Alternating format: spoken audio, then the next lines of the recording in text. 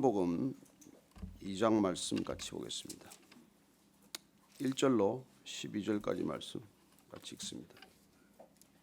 시작.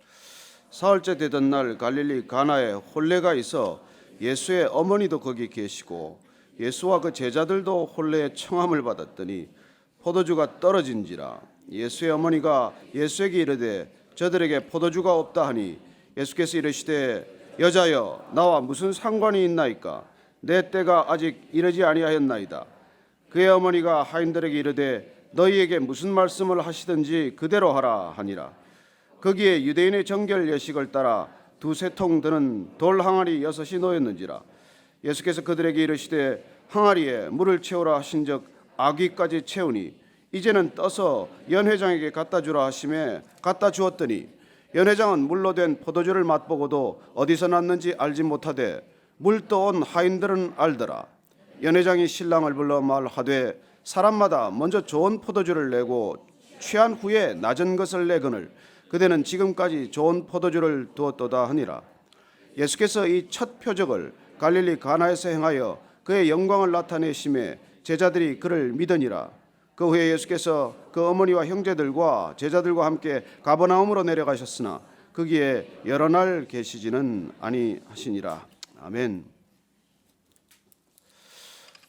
우리가 이 가나의 혼인잔치에 관한 말씀을 나누기 전에 제가 우리 남은 형제에게 오늘 특별히 찬양을 부탁드렸습니다. 저는 사실 설교보다도 이렇게 찬양이 듣고 싶었어요. 이 본문을 놓고 제가 어제 마음이 편치 않았어요. 제 아내 보고 물었습니다. 당신 이 본문 가지고 설교 몇 번 들었어? 한 30번 들었답니다. 교회를 다닌 사람이면 뭐 이렇게 여러 번 다 들은 본문이에요. 내용 모르는 사람 없습니다. 뭐 여기는 교회가 좀 초신자들이 많고 새로 오신 분들이 많아서 생소한 본문인지 모르겠지만 물이 포도주가 된 사건, 요한복음에 나오는 첫 번째 예수님의 기적, 이 본문 말씀을 보는 관점은 뭐 대부분 순종의 관점이에요.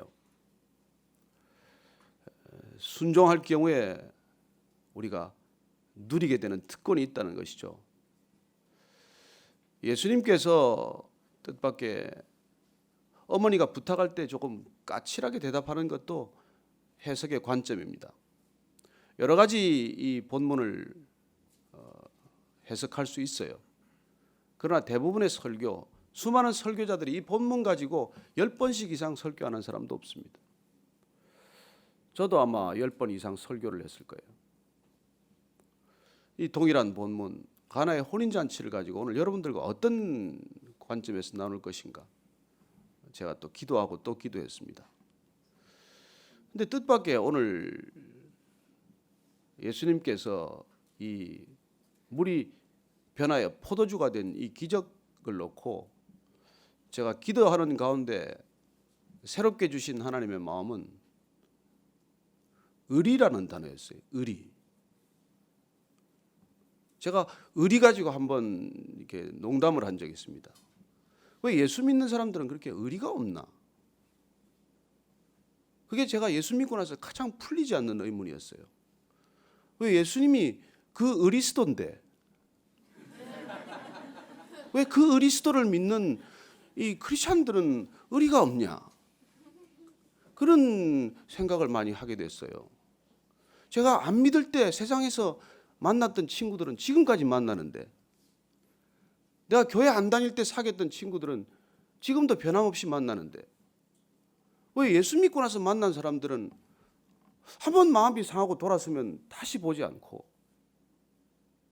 한번 교회가 깨어지면 원수지간처럼 변해가지고 다시는 서로 만날 길이 없나 그런 생각을 많이 하게 되었습니다. 예수님께서 오늘 중요한 말씀을 하세요. 먼저 4절 한 번 더 읽겠습니다. 같이 읽습니다. 시작. 예수께서 이르시되 여자여 나와 무슨 상관이 있나이까? 내 때가 아직 이르지 아니하였나이다. 예수님이 지금 끼어들 상황이 아니랍니다. 예수님께서 뭐 여자여를 놓고도 설교가 수없이 많아요. 무슨 뭐 극존칭이라는 해석에서부터 그때 일반적인 호칭이라는 것까지. 그리고 이때는 지금 메시아로서의 예수님과 한 여인과의 관계지 뭐 모자지간이 아니라는 등 별의별 일이 다 있어요. 오케이, 그거 다 좋습니다. 좋은데 문제는 예수님께서 내 때가 아니라고 할 때 이 때는 우리가 지금까지 하나님의 때에 관한 수없이 많은 얘기를 들었고 또 12차례 설교를 우리가 나눴지만 거기 쓰인 크로노스나 카이로스라는 단어가 아니라 이건 호라라는 단어예요. 가장 좋은 때, 적절한 때, 아침에 일어날 때, 저녁에 잠들 때, 결혼할 때, 뭐 이런 적절한 시기, 가장 좋은 시기를 말해요. 예수님께서는 이게 지금 가장 좋은 시기가 아니에요. 물이 포도주로 만드는 이 기적은 예수님께서 지금 베풀고 싶은 때가 아니에요. 예수님께서 메시아로 이 공생애를 시작하면서 처음 지금 일으키는 기적으로는 마땅한 상황이 아니라는 뜻이에요. 예수님은 영원한 생명을 가지고 이 땅에 오신 분입니다. 하나님 나라를 가지고 오신 분이에요. 그럼 예수님께서는 지금 여러 가지 계획이 있으세요. 그런데 이건 어쩌면 예수님 계획에 없이 돌발적인 사건이 생겼을 수도 있다는 뜻이에요. 왜? 내 때가 아니니까.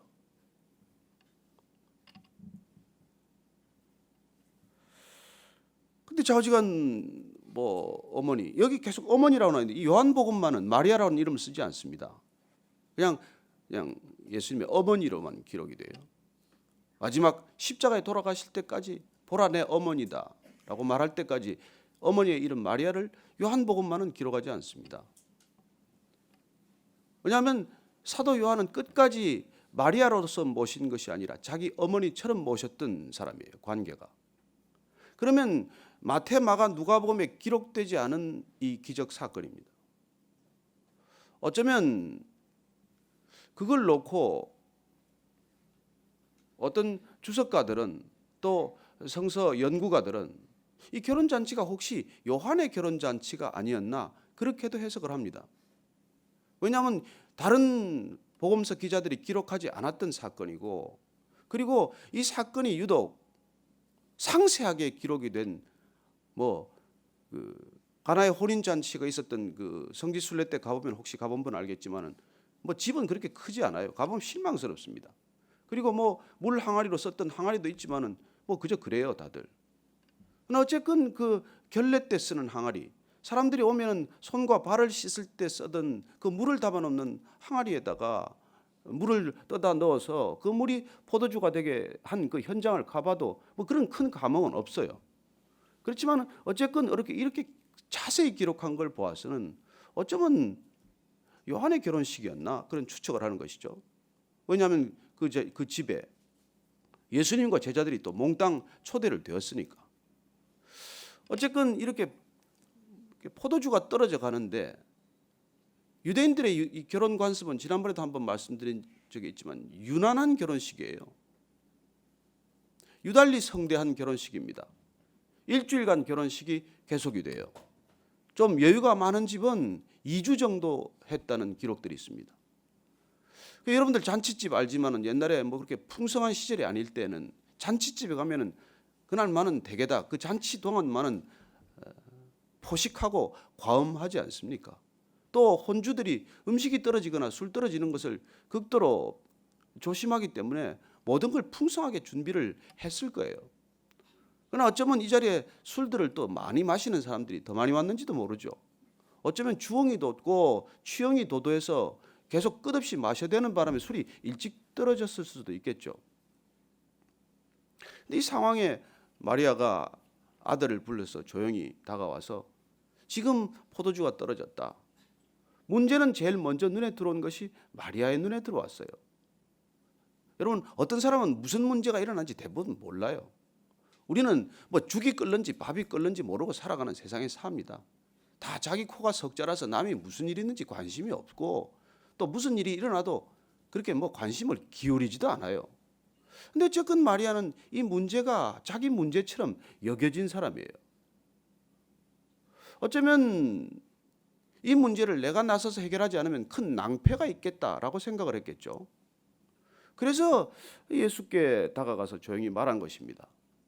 이 지금 이 포도주 떨어졌다. 잔치의 꽃이라고 할 수 있는 이 포도주가 지금 떨어지고 있다. 그때 예수님께서는 뜻밖의 이런 대답을 한 거란 말이에요. 아주 정확히 번역을 하면 당신과 나와 이 문제와 무슨 상관이 있냐는 거예요. 또 어떤 영어 성경은 왜 나한테 이 일을 끌어들이냐? Why do you involve me? 왜 나를 여기 관여시키냐? 뭐 그렇게도 번역을 해놨어요. 어쨌건 예수님께서는 마뜩치 않은 상황이지만은 우리가 아시는 대로 결과대로 순종합니다. 그래서 예수님은 어머니께 순종했고 또 예수님의 명령 물 항아리에다가 물을 가득 채워서 떠다 줘라. 물 항아리는 못 들고 가게 돼 있어요. 가보면 알지만 그러면 뭐 포도주 항아리에 다시 옮겨 담았든지 해서 갖다 줬을 거예요.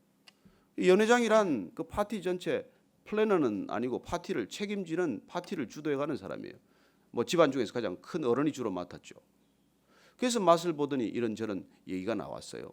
대개는 뭐 처음엔 값싼 포도주를 내다가 뒤에 좋은 포도주를 내는 법은 없지 않습니까? 처음에 좋은 걸 대접하다가 점점 술이 떨어져 가면 그냥 이것저것 챙겨서 내다 보면 값싼 것도 나오는데 어디서 이렇게 좋은 포도주를 뒀다가 가져왔느냐? 이게 오늘 이 얘기의 전 스토리예요. 자, 그럼 우리가 예수님께서 왜 마뜩자는 이 상황에서 첫 번째 기적, 여기 요한복음에서만 유독 권능이라는 단어를 쓰지 않습니다. 우리가 공관복음이라고 부르는 앞서 세 복음에서는 예수님의 권능에 주목을 해요. 그분의 능력에 주목을 한 표현을 씁니다. 그래서 디나미스라는 권능이라는 표현을 쓰지만 여기서 예수님께서 요한은 이걸 세메이온이라고 사인이라는 단어를 써요. 예수님께서는 앞으로 일으킬 7번의 요한복음에서 기록되는 이 기적들을 전부 표적이라고 말합니다.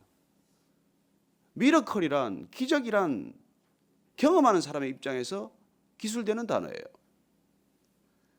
그러나 표적이라고 하는 것은 메시아를 향한 단어입니다. 예수님께서 메시아임을 증거하는 첫 번째 사인이라는 것이죠. 그리고 능력이라고 하는 표현은 하나님으로서 가지고 있는 인간과 차별화된 그 포인트를 두고 있는 단어죠.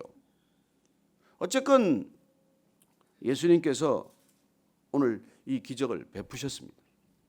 이 표적을 보이셨습니다. 문제는 해결되었습니다. 문제가 해결됐지만 문제가 있었는지도 모르고 해결된지도 모르는 것이 대부분의 사람들입니다. 저는 우리 인생살이가 그렇다고 믿습니다. 우리는 수많은 일들이 일어나고 있지만 대부분의 문제는 몰라요. 무슨 문제가 일어났는지, 그 문제가 어떻게 해결이 되고 있는지, 그 문제가 어떻게 풀려가고 있는지 누구도 우리는 잘 모릅니다. 그래서 우리는 제대로 아는 게 사실은 없어요. 그러나 중요한 것은 문제가 일어났을 때 예수님께 가져갔더니 예수님께서 해결해 주셨다. 여기에만 우리가 국한된다면 조금 이게 피상적인 관점이 아니냐는 것이죠. 예수님께서 어떤 문제에 관여하셨고 문제를 어떻게 해결하셨는지 여기에 우리가 관심을 가진다면 우리가 크리스찬으로 살아가는데 닥칠 수밖에 없는 문제를 우리가 어떻게 풀어갈 것인가에 관한 깊은 통찰을 얻을 수 있을 것입니다. 자, 오늘 그래서 문제 해결이라는 관점에서 한 번 더 보십시다.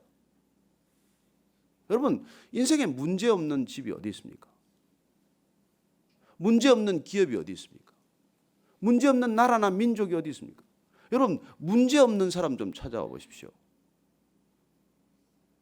누가 아이를 잃었다고 뭐 통곡하고 있으니까 누가 찾아와서 위로를 하니까 무슨 그런 위로가 되냐고 하도 또 통곡을 하니까 불렀대요. 너 가서 집집마다 가서 사람 죽지 않은 집 있으면 한번 찾아보라고. 그래서 그 슬픔을 이기게 도왔다는 얘기가 있지 않습니까? 여러분, 문제가 있을 때 한 가지 안심하십시오. 우리는 문제 속을 살게 되어 있다는 것입니다. 우리는 문제 없는 사람이 없다는 것입니다. 그래서 문제가 아니라 문제를 어떻게 해결하느냐 그 방식이 문제라는 것이죠. 예수님은 이 문제를 어떻게 바라보고 어떻게 해결하셨느냐고 하는 것입니다. 저는 이 마리아와 예수님께서 문제를 조용히 해결하셨다는 것이 중요한 포인트라고 생각합니다. 저는 여러분들 문제는 다 있어요. 근데 문제를 문제로 자꾸 만드는 사람이 있고 문제를 조용히 해결하는 능력이 있다는 것입니다. 저는 우리가 예수님과 함께 간다면, 예수님을 만난 사람이라면, 우리가 크리스찬이라면 문제가 있을 수밖에 없는 이 세상을 살아가면서 문제를 조용히 해결할 수 있는 사람이라고 믿습니다. 저는 여러분들이 가정에서건 교회에서건 어디에서건 반드시 일어날 수밖에 없는 문제를 어떻게 해결할 것인가. 첫 번째, 남들이 알건 모르건 조용히 해결하라는 거예요. 문제를 조용히 해결하라는 거예요. 대부분 몰라요. 지금 무슨 문제가 일어나는지. 잔치 분위기에 영향이 없습니다. 그럼 예수님께서는 마땅치 않은 이 일에 왜 끼어들게 되었냐?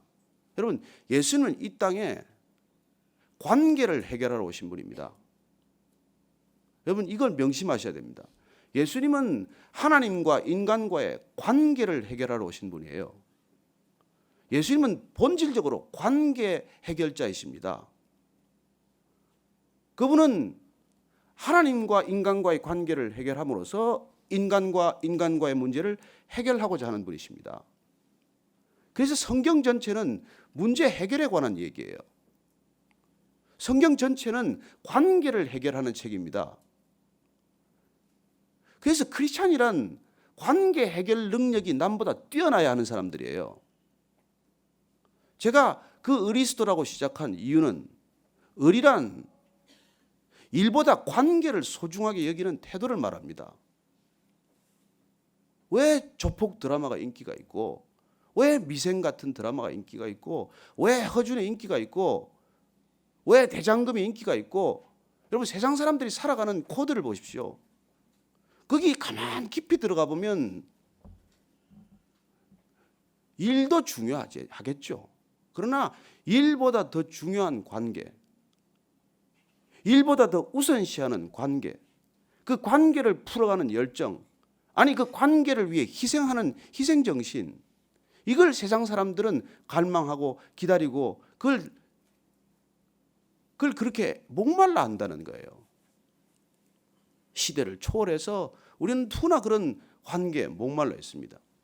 예수님께서는 이 잔치 속에 벌어지는 관계를 망가뜨리지 않도록 배려하신 것이죠.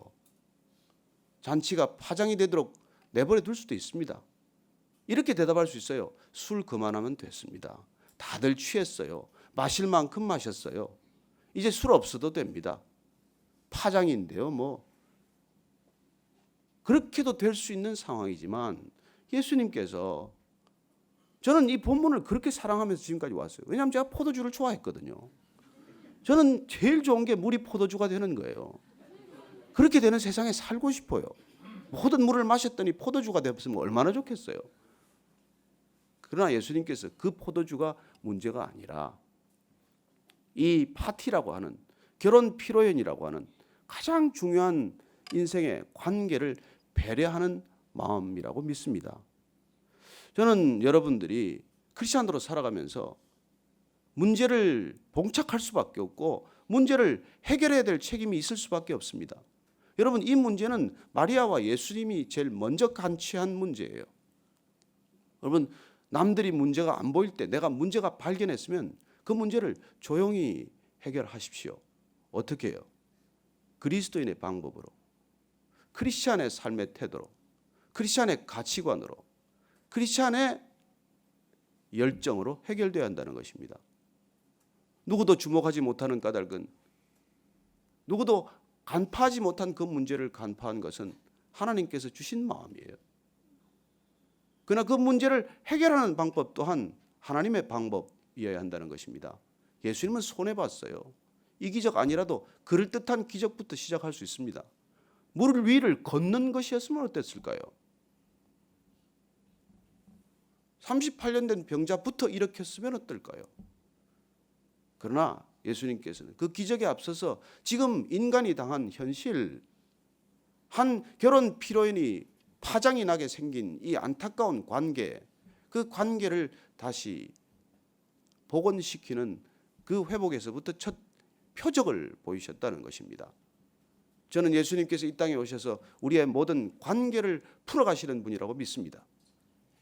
예수님이 오셨기 때문에 우리가 풀 수 없는 관계, 인간이 풀 수 없는 관계, 인간이 어쩔 수 없는 인간과 하나님과의 관계, 내 힘으로 어쩔 수 없는 인간과 인간과의 관계를 풀어가시는 하나님이시라고 믿습니다.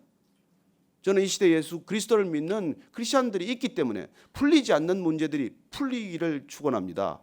여러분들이 가는 올 한 해 동안 일어나 빛을 비추어라, 이런 놀라운 말씀의 선포를 가지고 가기 위해서는 저는 여러분들이 가는 곳마다 풀리지 않는 문제가 풀어지게 되기를 축원합니다. 가정 문제 꼭 푸십시오. 직장의 문제 꼭 푸십시오. 그러면 이 나라의 문제도 크리스천으로 인해서 풀리게 될 것입니다. 왜요? 크리스천들은 의리가 있으니까. 어떤 의리입니까? 남을 배려하고 관계가 회복되도록 기도하고 관계 회복을 위해서 내가 손해보고 관계 회복을 위해서 내가 짐을 지는 존재이기 때문입니다. 예수님께서는 그 짐을 결국 지셨다는 것입니다. 저는 이 가나의 혼인잔치를 통해서 우리가 다시 이 아침에 수없이 들었던 설교지만, 누구나 다 아는 설교지만, 다시 한번 크리스찬으로서 겪을 수밖에 없는 문제, 피할 수도 있는 문제, 내가 관심을 갖지 않아도 될 문제, 그런 문제에 우리는 관심을 가져야 하고, 배려하지 않아도 별 탈이 없는 그런 상황이지만 배려해야 되고, 내가 기꺼이 손해보지 않아도 상관이 없는 일이지만 내가 손해보고, 내가 짐을 지지 않아도 될 일이지만 내가 그 부담을 자청하고, 그럴 수밖에 없는 우리가 이 암울한 시대를 살아간다는 것 잊지 않게 되시기를 바랍니다. 그래서 우리는 주님이 필요합니다. 주님의 능력이 필요합니다. 그분의 안목이 필요하고, 그분의 능력이 필요하고, 그분의 사랑과 열정이 필요한 것이죠. 저는 여러분들이 그런 그리스도인들 되기를 축원합니다. 그 그리스도인들이 되십시다. 세상만도 못한 사람들이 아니고. 오늘 그래서 기도할 때는 하나님 아버지, 내 주위에 아직도 풀리지 않은 관계가 있다면 주님 주신 능력으로, 주님 주신 말씀으로, 주님이 주신 사랑으로 그 모든 것들 풀어지게 하여 주옵소서. 한번 풀리지 않는 문제를 놓고 같이 기도하시게 되기를 바랍니다. 하나님 아버지, 우리 가운데 주신 문제들에 감사합니다. 문제가 없었다면 주님을 바라보지 못했을 것입니다. 문제가 없었다면 주님과의 관계를 회복할 수도 없었을 것이고, 문제가 없었다면 주님을 아마 찾지도 바라보지도 않았겠지요. 그러나 이 문제 때문에 주님을 발견하게 되었고, 이 문제 때문에 주님께 엎드리게 되었고, 이 문제 때문에 주님 앞에 나와서오니 주님이 주신 힘과 능력으로, 주님이 주신 말씀으로 풀어지는 것을 경험하게 하여 주옵소서. 하나님, 미숙한 그리스도인들이 아니라 성숙한 그리스도인들이 되게 하여 주옵소서. 말도 안 되는 교회가 아니라 세상을 뛰어넘는 교회가 되게 하여 주옵소서. 하나님 이 땅 가운데 그런 놀라운 능력이 있기를 원합니다. 하나님 함께 하여 주시옵소서. 제 붙들어 주시옵소서. 하나님 아버지, 정말 문제투성입니다. 눈만 뜨면 새로운 문제 속에 부딪힐 수밖에 없는 저희들의 삶입니다. 그러나 이 곤고한 삶 가운데 찾아오셔서 언젠가는 끝나버릴 수밖에 없는 잔치, 어쩌면 우리의 생각보다, 예상보다 훨씬 빨리 파장이 날 수밖에 없는 잔치 가운데 오셔서 주님, 우리의 문제가 무엇인지를 돌아보게 하셨습니다. 그렇습니다. 이런 문제가 없었다면 주님 찾지도 않았을 것이고, 이런 문제가 없었다면 주님 부르지도 않았을 것이고, 이런 문제가 없었다면 주님께 메어 달리지도 않았을 것입니다. 주님, 그러나 주님께서 이렇게 문제를 해결하신 것처럼 저희들도 정말 주님의 방법으로, 주님의 심장으로, 주님의 관점으로 모든 문제를 바라보고 모든 문제를 풀어가고 모든 관계 속에 주님 드러나게 하여 주옵소서. 이제는 십자가에서 쏟으신 피와 물로 모든 관계를 해결하신 우리 구주 예수 그리스도의 은혜와, 십자가를 지기만 하면 이 땅에 풀리지 않는 관계가 없도록 우리를 그토록 사랑하시고 인도하시는 하나님 아버지의 무한하신 사랑과, 그리고 날마다 주님 앞에 엎드려 주님의 지혜를 빌리고 주님의 지혜를 힘입어 이 세상 풀리지 않는 문제 가운데로 우리를 인도하시는 성령님의 기름 부으심과 충만하게 하심이 오늘 가나의 혼인잔치 가운데 물이 변하여 포도주 된 것처럼 주님을 경험한 누구라면 주님의 방법대로 물이 변하여 포도주 되듯 인생이 그렇게 확연히 변할 것을 소망하고 기대하고 그리고 선포하는 이 자리에 고개 숙인 모든 성령의 사람들 위해 지금부터 영원까지 함께 하시기를 축원하옵나이다. 아멘.